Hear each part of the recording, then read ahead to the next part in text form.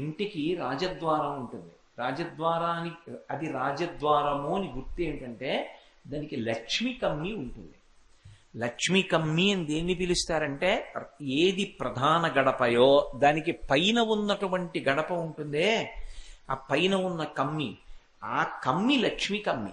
కింద ఉన్నటువంటి గడప కన్నా అత్యంత ప్రధానం ఏది అంటే పై గడప. అది పుచ్చిపోవడం కానీ లేకపోతే వివర్ణం అయిపోవడం కానీ జరగకూడదు. అది లక్ష్మీ కమ్మి కాబట్టే తోరణం ఎక్కడ కడతారు? కింద కట్టరు. తోరణం కడితే పైన కడతారు. అది ఎప్పుడు అలంకృతమై ఉండాలి. లక్ష్మీ కమ్మె, లక్ష్మీ కమ్మికి తోరణం అన్నా ఉండాలి, ఓ పువ్వన్నా ఉండాలి, దాని మీద ఓ భగవన్మూర్తి అన్నా ఉండాలి, ఏదో ఒకటి ఉండాలి. అది లక్ష్మీ కమ్మి అంటారు ఇంటికి. వినాయక అంటే అంటే విశిష్టమైన నాయకుడు. నాయకుడు అంటే ముందుండి నడిపించాలి, వెనక్కి చూసుకుంటూ ఉండాలి. అందుకే ఎప్పుడైనా ఊరిరిగింపు పెడుతోందనుకోండి, ఓ పెద్ద ఊరిరిగింపు పెడుతున్నప్పుడు కేవలం ముందు మాత్రమే కాదు, పెద్దలు ఊరిరిగింపునకు ముందు ఉండాలి, చిట్ట చివర ఉండాలి, రెండు భాగముల యందు ఉండాలి. అలా ఉండకపోతే ఊరిరిగింపులో అపశృతులు దుల్లుతాయి. అందుకని ముందు వెనక ఉండి ఊరిరిగింపుని నడిపిస్తారు. అలా ఊరిరిగింపుని ఎలా నడిపిస్తారో అలా గణములనన్నిటినీ కూడా ఆయన విశిష్టమైన నాయకుడై నడిపిస్తాడు. రామాయణంలో ఒక శ్లోకం ఉంది. మారీచుడు రావణాసురుడితో మాట్లాడుతూ ఓ మాట అంటాడు అరణ్యకాండలో. అందులో అంటాడు, స్వామినా ప్రతికూలేన ప్రజా తీక్ష్ణేన రావణ రక్షమానా నవర్ధంతే మేషా గోమాయునాయధ అంటాడు. మేకలు పెద్ద మంద వెడుతూ ఉంటుంది. ఆ మంద వెడుతున్నప్పుడు వెనకాతల కావలివాడు ఒకడు వెడుతూ ఉంటాడు కర్ర పట్టుకుని. ఎందుకని? తోడేలు వచ్చి మేకలను ఎత్తుకుపోతుంది. అందుకని కర్ర పట్టుకుని కూడా కాపలా వెడుతూ ఉంటాడు. ఒక తోడేల్నే కాపలా పెట్టేస్తే అప్పుడు ఇంక ఇబ్బంది లేదుగా అని ఒక తోడేలునో నక్కనో కాపలా పెట్టారనుకోండి, అప్పుడు గొర్రెల మందలోనో మేకల మందలోనో మేకనో గొర్రెనో ఎత్తుకుపోవడానికి బయటవేవీ రావక్కర్లేదు, ఇవే తినేస్తుంటాయి. వెనకాతల ఉన్నటువంటి నాయకుడు సమర్థుడు కాకపోతే, ముందు నడిపించే నాయకుడు సమర్థుడు కాకపోతే వాడి ఒక్కడి వల్ల వెనక ఉన్నవన్నీ కూడా సర్వనాశనం అయిపోతాయి. మనం ఏదో S1 భోగి దగ్గర నుంచి S23 భోగి వరకు ఉంటాయి. అవి కాక general compartments, ladies compartment, AC కంపార్ట్మెంట్లు, పోస్టల్ వ్యాను, ప్యాంట్రీ, ఇన్ని ఉంటాయి. మనం కంపార్ట్మెంట్లోకి ఎక్కేసి బెర్త్ చూసేసుకుని నిద్రపోతాం. కానీ మొట్టమొదట ఏది కదులుతుంది? ఇంజిన్ కదులుతుంది. ఇంజిన్ వెనక మొదటి భోగి కదులుతుంది. మొదటి భోగి వెంట రెండో భోగి కదులుతుంది. మొట్టమొదట ఇంజిన్లో డ్రైవర్ ఉంటాడు, వెనక భోగిలో గార్డ్ ఉంటాడు.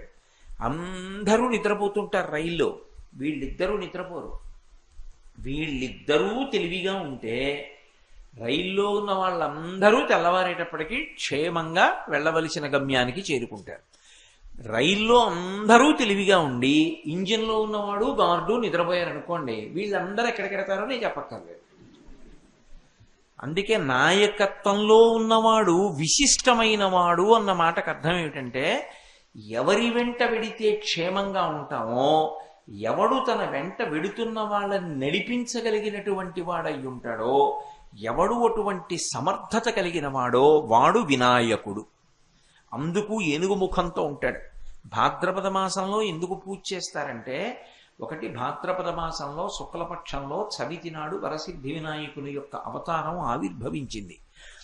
అందులో సాంకేతికంగా మీరు తత్వపరంగా చూస్తే ఉపాసనా క్రమం దగ్గరికి వచ్చేటప్పటికీ భాద్రపద మాసం, శ్రావణ మాసం, ఈ రెండు వర్ష ఋతువు. శ్రావణ మాసం దగ్గరికి వచ్చేటప్పటికీ ఆకాశం అంతా నల్లటి మబ్బులు కమ్ముకుంటాయి. ఆ మబ్బులు కిందకి దిగుతాయి, బాగా నీరు నిండిన మబ్బులు. అందుచేత తొందరగా చీకటి పడిపోతుంది. పగటిపూట కూడా చీకటిగా ఉంటుంది, ఎప్పుడు జల్లు పడుతూ ఉంటుంది. ఆ జల్లు పడుతున్న కారణం చేత శ్రావణ మాసంలో ఎప్పుడైతే వర్షం ప్రారంభమైందో అరణ్యంలో తీగలన్నీ పెరిగిపోతాయి, పురుగులు పెరిగిపోతాయి. తీగలు ఇటువైపు చెట్ల మించి అటువైపు చెట్ల మీదకి అల్లేసుకుంటాయి.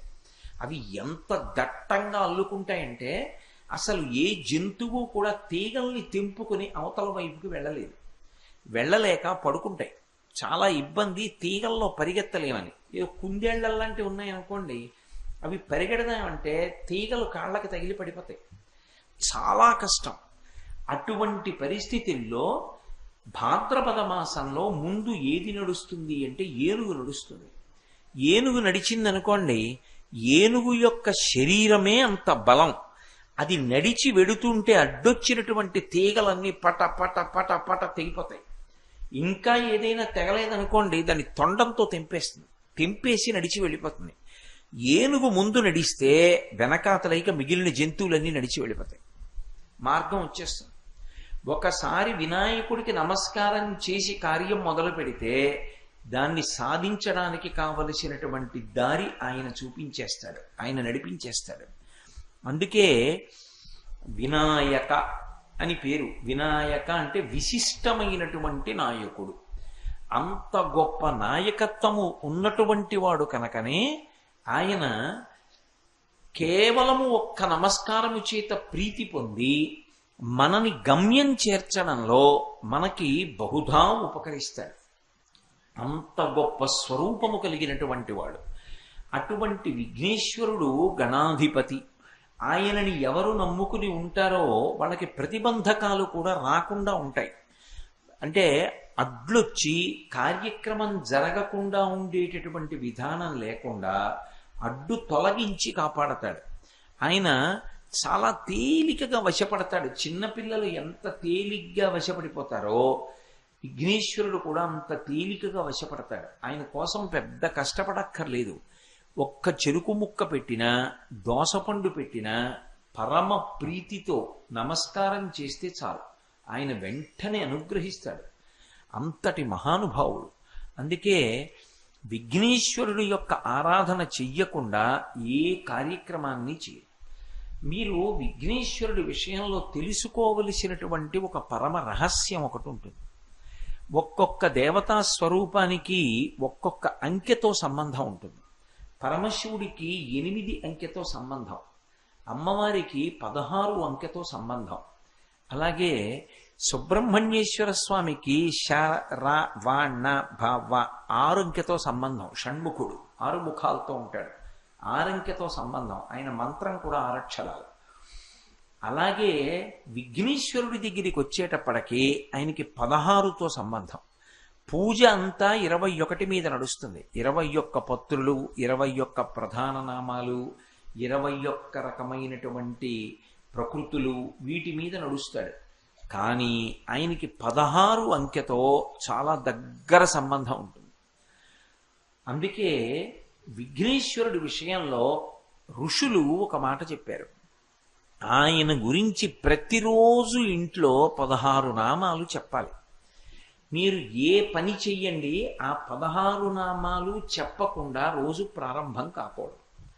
మీరు ఇంట్లోంచి బయటికి ఎప్పుడు ఎడతారు? ఓ నమస్కారం పెట్టి పూజ చేసుకున్నాక ఎడతారు. పూజ చేసుకునేటప్పుడు మీరు ఏది చెప్పారు, ఏది చెప్పలేదు అన్నదానికన్నా ఈ 16 నామాలతో ఉన్న శ్లోకాన్ని చెప్పారా చెప్పలేదా అన్నది చాలా ప్రధానం.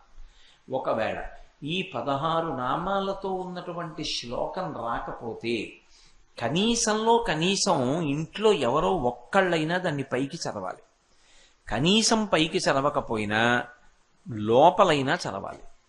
అసలు యథార్థంగా చెప్పాలంటే నేను ఇందులో ఏమీ దాపరికం లేకుండా చెప్పాలి అంటే ఒక్కళ్ళైనా ఇంట్లో పైకి చదువుతుంటే మిగిలిన వాళ్ళైనా వినాలి. చదవడం రాకపోతే కనీసం వినాలి. అందుకే దేవాలయంలో కూడా మొట్టమొదట ఏ శ్లోకంతో మొదలు పెట్టాలి అంటే ఆ శ్లోకంతోనే మొదలు పెట్టండి అని చెప్పింది శాస్త్రం. సుముఖశ్చైక దంతశ్చ కపిలో గజకర్ణకః లంబోదరశ్చ వికటో విఘ్నరాజో గణాధిపః ధూమకేతుర్గణాధ్యక్ష ఫాలచంద్రో గజాననః వక్రతుండః శూర్పకర్ణో హీరంబస్కందపూర్వజః షోడశైతాని నామాని యప్పఠేత్ శృణుయాదపి విద్యారంభే వివాహీ చ ప్రవేశే నిర్గమే తథా సంగ్రామే సర్వకార్యేషు విఘ్నస్తస్య న జాయతే అని. ఆ శ్లోకంలో ఎంత స్పష్టంగా చెప్పారంటే విఘ్నేశ్వరుడివి 16 నామాలు చెప్పారు.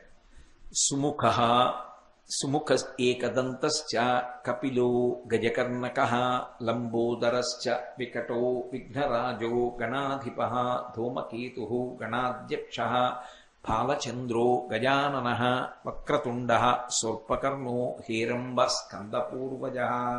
16 నామాలు. షోడశైతాని నామాని, ఈ 16 నామాలు తప్పకుండా షోడశైతాని నామాని ఎప్పటి చునియాదపి, ఇవి తప్పకుండా చదివి తీరవలసినదే. ప్రతి వాళ్ళు ఈ శ్లోకం చెప్పవలసిందే.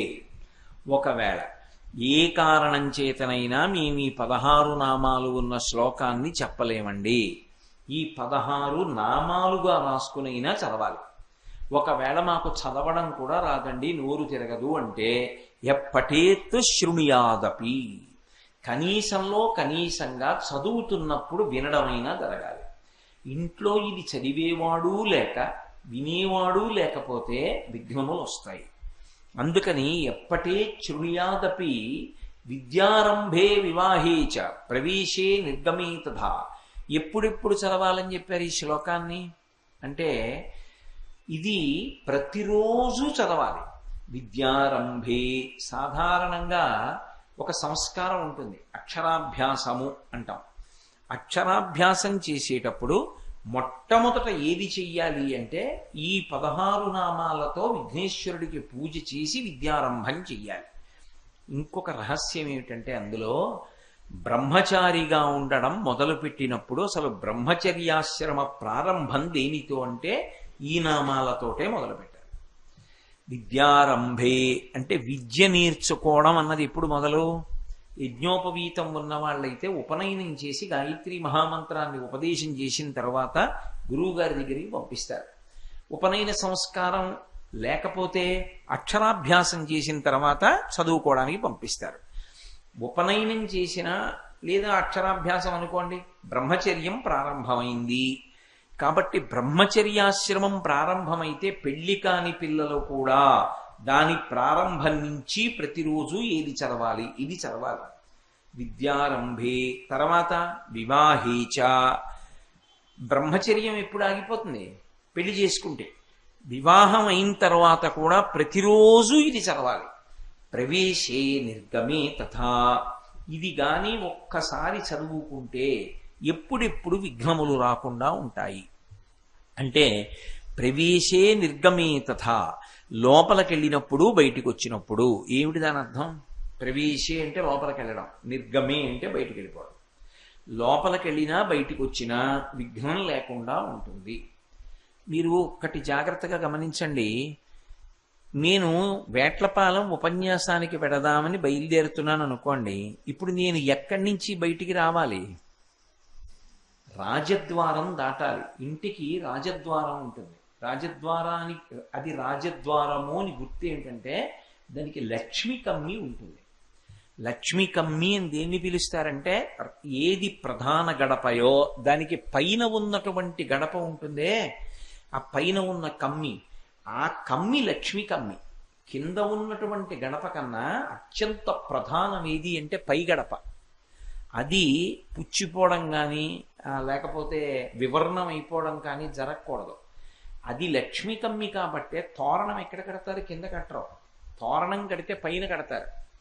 అది ఎప్పుడు అలంకృతమై ఉండాలి. లక్ష్మి కమ్మి, లక్ష్మి కమ్మికి తోరణం అన్నా ఉండాలి, ఓ పువ్వన్నా ఉండాలి, దాని మీద ఓ భగవన్మూర్తి అన్నా ఉండాలి, ఏదో ఒకటి ఉండాలి. అది లక్ష్మి కమ్మి అంటారు ఇంటికి.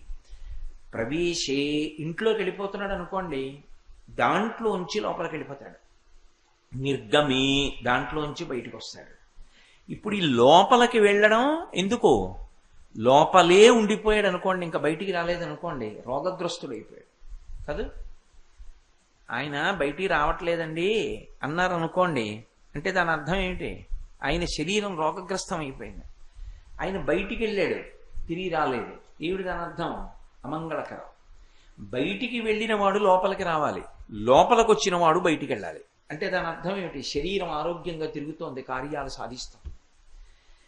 లోపల నుంచి బయటికి వెళ్ళినా, బయట నుంచి లోపలికి వెళ్ళినా, బయటికి వెళ్ళిన వాడు మళ్ళీ లోపలికి రాకుండా లోపల నుంచి బయటికి వెళ్ళేటప్పుడు మళ్ళీ లోపలికి వచ్చేటట్టు ఏ విధమైన ప్రతిబంధకాలు లేకుండా రోజు మొత్తం మీద కాపాడేది ఏది అంటే ఒక్కసారో శ్లోకం జరిగితే ప్రవేశే నిర్గమే తథా సంగ్రామే సర్వకార్యేషు. సంగ్రామం చేస్తే అంటే యుద్ధం చేస్తే చదవాలి. సర్వకార్యేషు, ఈ పని ఆ పని అని లేదు. విఘ్నేశ్వర పూజ చెయ్యకుండా ఏ కార్యక్రమాన్ని ప్రారంభం చెయ్యవద్దు. అందుకే ప్రవచనం చేసినా కూడా ఇవాళ నేను విఘ్నేశ్వర వైభవం చెప్తున్నాను శుక్లాంబరధరం విష్ణుం మండం కాదు.